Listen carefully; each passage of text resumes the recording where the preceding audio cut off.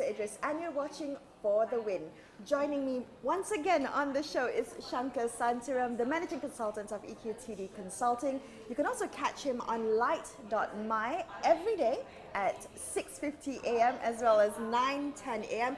for The Right Perspective with Shankar Santiram. That's right, The Right Perspective with Shankar Santiram. I am there to fire you up before you go to work every morning. Wonderful. So, thank you so much for joining me. We're here today at Fufu Fine Desserts in Taman Tun Dr. Ismail. You're in my hood. I am in your hood, That's and right. it's a beautiful place. Lovely place. So while we're here, before we get to the fine desserts of Fufu, I thought we could talk a little bit about leadership first, Shankar, because in all the weeks that we've been doing this series, we've been looking at purpose and motivation and quality relationships. But at the end of the day, when it comes to leadership, we actually have to kind of hone that skill. I personally believe that we actually have to practice being a leader. But what are some of the kind of, innate characteristics that a leader must embody? I think it's an age-old quest for most of us. Okay. We know that leadership is an essential ingredient in keeping ourselves going on almost a daily basis. And most people panic when you use the word leader, right, in organizations. So if I say to you, I'm grooming you for a leadership role, immediately it's like some bad word. Correct. Alarm bells go off. Alarm. I don't want to be a leader. I just want to come to work. Buat my kerja, blah, lepas tu, you know what I mean? What is it? I don't want want to be. accountability. Why do I want to be a leader? And most leaders are quite accidental when they become leaders also. Right. Very few people become leaders by design. And those who do, understand what it takes to get there. Many of us just find ourselves in that position. So you are an engineer. I've used the example before. You're an engineer. You're really good at what you do. They promote you, you get more and more money, and then you reach the ceiling cap of engineering money that you can earn. Right. So now your organization doesn't want to lose you. It doesn't want you to be poached by someone else. So what they say is, you know what? I'll make you head of engineering. Right. So now you might not have any leadership skills or desire to be a leader, but you're there. You know why? Because it's natural progression, and you need more money, and it's status, and if you don't do it, there's something wrong. And the society around you, your little micro society in your organization, will think that there's something wrong if you don't take on that leadership role, so you take it on. So it's just kind of part of career progression. Absolutely. Right? Career progression, it's part of my trajectory, growth trajectory, I take it on. Right? And then you find that 1 year down the road, at the next performance appraisal, everyone around you is telling you that you're not performing as well. When you were an engineer, you did so well. Now, as the head of engineering, you're not performing as well as you should. Because it's a different skill, isn't it? Absolutely. Okay. Completely different skill set. Being an engineer and being the head of engineering are two different things altogether. Because the head of engineering is no longer engineering. It's not technical anymore. It's have management. A little bit of, it's human. It's people management. People management. It's people management, right? Now, the other thing which I think the big kind of, problem that many people have with leadership is this feeling that you take on a role as a leader. Only when you take on a role as a leader, then you are responsible for influencing people and things around you, right? I think leadership starts with yourself. To wake up in the morning and to be on time, to finish a report when it's supposed to have been handed in, to deliver on a promise, for example, to your wife, to your children, requires a tremendous amount of leadership skills. When you tell your kids, if you're going to have school holidays coming up soon, and I will do this for you, right? Your kids expect you to do that. Yeah. And then you have other things that come into play because your boss tells you you've got to do some extra work, or you have a new project, or suddenly you find yourself not having the time. It requires a tremendous amount of personal leadership to reorganize your life, to recalibrate, to make sure that you don't break your promise to your boss, and you don't break your promise to your children. And as a man, you don't break your promise to your wife, because your wife needs a break from the kids as well, right? And so this requires so much of personal leadership. Right? Okay, personal leadership. Yeah.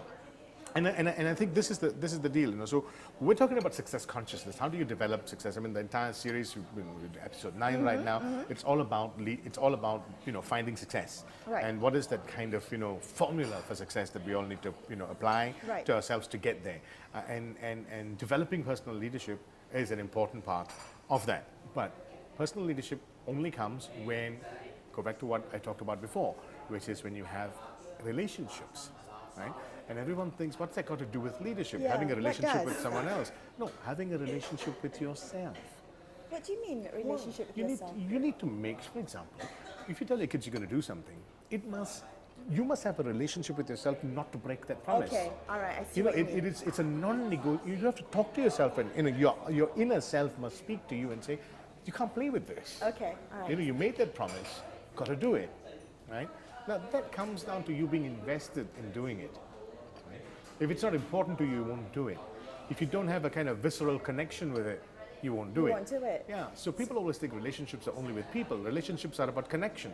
If there's no connectivity, that's why so many people say one thing, do something else. You know. So it's this kind of constant negotiation with yourself, right? What do I think is most important to me? And this comes back to what we were talking about last week, Shankar, about being authentic. Absolutely. Being authentic to yourself, knowing what your purpose is. So if your purpose is being a good parent and teaching your kids, you know, about trust and respect, then that becomes your purpose, right? Yeah. So you keep your word when it comes to your kids. And that actually becomes a non-negotiable demand of yourself. So when you make non-negotiable demands of yourself, you will find that you will keep your promises yourself. Because if you want to teach your children respect, if you want to teach your children the fine art of keeping their word, Right. and then you don't do it yourself with them, you know that's going to be hard. You know, years and years and years ago, I still remember when I was really, really young, my father used to smoke and then he stopped smoking. And much later on, I think I was about 10 or 12 years old when he stopped smoking. And it was only when I was 18 when I picked up my first cigarette and tried it. That was the time he called me over and he said, you know, I loved smoking, so I'm not going to tell you to stop smoking. All I want to tell you is, I want you to remember when I stopped. I stopped when you were 12, right? I said, yes, I kind of remember that some years ago, but you know, but I do remember. And he said, I did it because I knew that there was going to be a time when I had to tell you not to do it, and I could only do it if I wasn't doing it. Because so many parents tell their children to study hard. And then the kids look at them and go like, you are pretty average at what you do. You don't seem to put any energy or effort into anything. And then you're telling me to study hard. Right. And then Do as I say, not as I do. and it doesn't work anymore, does it? No, it doesn't work It anymore. doesn't. I mean, like, so that applies, that authenticity is what we're looking at in leadership roles. So I think we really need to dive deep into understanding what being authentic is as a leader. Okay, well, let's continue this conversation after these messages. Stay with us right here on For the Win.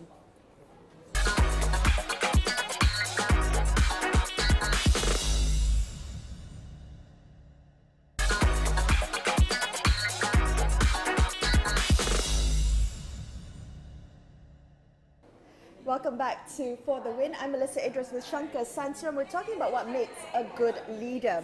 Shankar, something you said before the break that really hit me was leadership is about the relationship you have with not just yourself, well, not just people, but with yourself. Yeah. And that got me thinking, how can you keep a good relationship with Yourself? Well, not just yourself, but with other people? Because sometimes being a leader requires you to do, make unpopular decisions or, make tough decisions which might not go down well with other people. So how do you balance a good relationship there? Be purpose-driven first as a leader as well. Understand why you're making those decisions. Clear it in your head first. And if there is internal inequity in your decision-making processes, which there is sometimes, there will always be times when you might favor one person against another person, be very clear that you can justify it and you can explain it.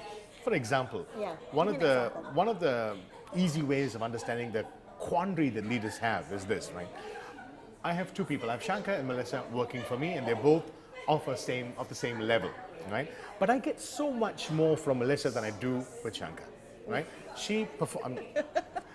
This is an undayam, okay? This is not in real life, okay? It's a hypothetical, right? So I get so much more from Melisa than I do from Shankar, but I can clearly, describe the difference. I can discern the difference and I can put it down on paper. Okay. I can say Melisa does these things for me and Shankar does these things for me. So I'm going to pay Melisa 20% more than I'm paying Shankar. Now Shankar's going to get really upset. It sounds really weird when I talk to to refer to myself as a third person. So A is going to get really upset with B and with the leader. Okay. Because same job. How can I like that? And this is a lot of internal disequity that we find in many, many organizations, the pay disparity. Yes. Right? And as a leader, you can quell that right away by calling both of them in an open environment and say, look, this is what she does for me, this is what he does for me, this is why she gets paid 20% more than you. I'm happy to pay you the 20% more. Are you willing to do this work or not? Now, this requires authenticity. Okay, so you need to be honest with the person that you're... That's the deal. Okay. You need to be honest, completely honest and connected to your purpose drive when you want to be a good leader. How many times have we been in situations, Melisa? You and I have been in this situation before. We've talked about this in the past. Personally, when we've discussed our jobs in the past, I've helped you make some decisions about your job, and you've helped me understand what I need to do. As friends, we've done that for each other, right? How many times have we talked about people who pretend as leaders to be someone, and then 6 months down the road, 1 year down the road, you find out that that iteration that they present to you is so different from who they really are. Yes. And how let down do you get when that happens? There's almost a sense of betrayal, right, Shankar? Because what we expect from our leaders, is to be authentic, because we want to look up to them, to be inspired. You want them to walk the talk. Correct. I mean, not just talk and talk and talk, but actually show us and put it into practice and in action. Yeah. I'm not saying that, say, for example, I have a leadership role in the businesses that I do. I don't always get it right. I don't always get it right. In fact, I get it wrong quite a lot. And it is getting it wrong, but not kind of getting myself debilitated by failure and mistakes that helps me learn and move forward. But one of the things I've realized, and I had to realize in a hard way, is that I have to talk to my team and actually tell my team, tell the people that I work with that, I am sorry, I goofed up, I messed up. I have to own it. Got to own it. And many leaders don't own it. They fudge it most of the time. They do a lot of the tai chiing and So or blaming someone else, scapegoat. So you will meet a leader who will be, I'm here for you, Melisa. I'm here. I'm going to anything you want, right? So you talk, you open and you pour your heart out and you tell, because it's a safe environment they've offered. Now that's only the first step. Offering that safe environment is the first step. The second step is, when you talk to me as a leader, I must acknowledge your problem, not trivialize your problem. Firstly. Thirdly, I must actually take some remedial action.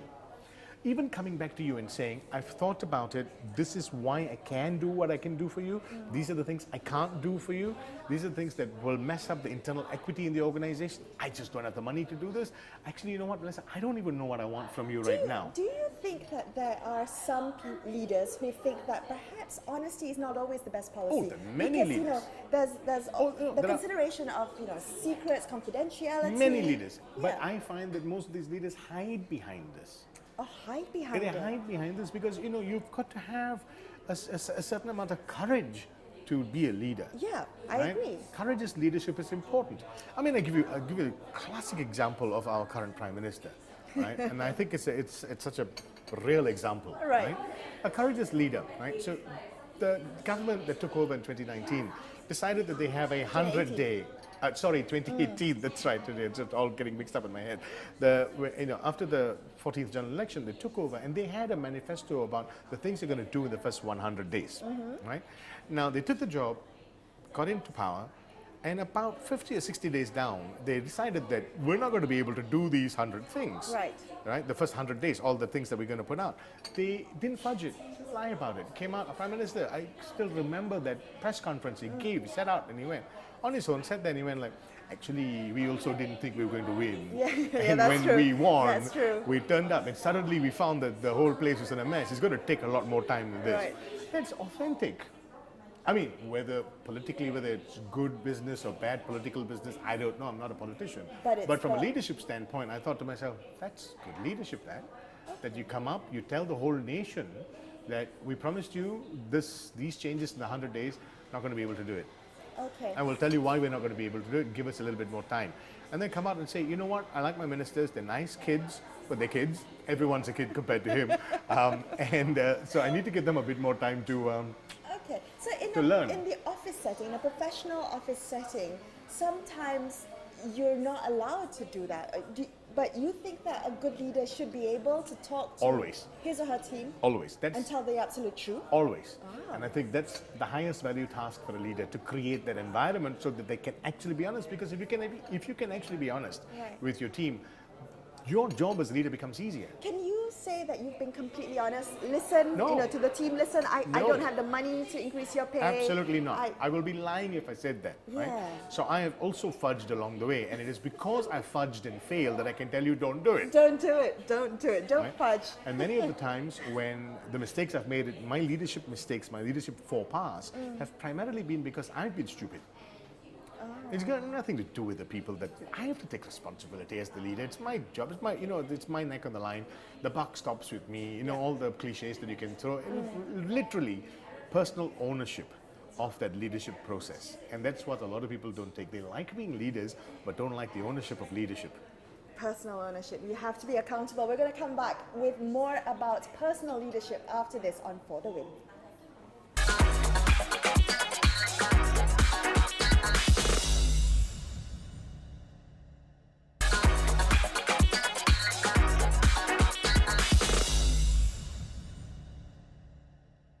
Welcome back to For the Win. I'm Melisa Idris with Shankar Santiram from EQTD Consulting. Now, Shankar, I was thinking about the first time I was asked to step up and be a leader. I was, I think, in my late 20s when I was asked to step up and be the head of a team. Okay. And my first reaction was, Shock, no, horror, run away. No, I do not want this. I just want to do my job and go home. But then it was pointed out to me that I had a good relationship with the team. So one of the reasons why they wanted me to lead the team was because I got along with everyone, and there was slight division within the team. So that got me thinking as to the role of a leader, because the reason why I balked at the idea was I thought, my goodness, this is such a big task. You want me to inspire everyone, you want me to be engaging, you want me to lead this team. I just know how to do my job. Yeah. So for me, I think I said, oh, sign me up to all the leadership training courses, and I thought it was something that I could learn. Right. And did you? I think it was similar to your case, Shankar. It was a trial and error, Absolutely. making mistakes along the way. And when you're young, you tend to be hot-headed and be reactive. So, When you're old, you just don't have hair in your head. That's all. so how can you avoid those pitfalls? In a You way? can't. To be honest, you can't avoid pitfalls, right? Okay. Because I don't look at the failures that you have or the disappointments that you have at work or in life or with relationships. I don't look at any of them as avoidable. I think all of them have been placed in front of you so that you learn something out of it, right? You have to learn out of every situation. Some you can evade, you can move around, but you will always find that things appear to you, come back into your life all the time. I mean, I know I sound like a hokey spiritual teacher right now. I don't mean it like that. Well, I'm a firm believer, and this is like I'm speaking out of conviction right now, that everything that's happened to me has been a learning lesson for me, right? From my relationships, from my marriage, my first marriage which didn't work out, and then my current marriage which I hope will work out if I listen to her all the time. I've realized this. And from my friendships with people, from the businesses that have succeeded and the businesses that have failed. I have a very fractious relationship, for example, with my father. And I'm alluded to you, my dad's 75, 76, I'm going to be 50 in a couple of years, and it's not easy, right? But we love each other very much, but we've understood how to manage it. All of it is a learning process. So coming back to what you said earlier about taking on a leadership role with trepidation, right? And that the organization picked you out of the others because they felt that you had a good relationship with everyone else. That is a prerequisite.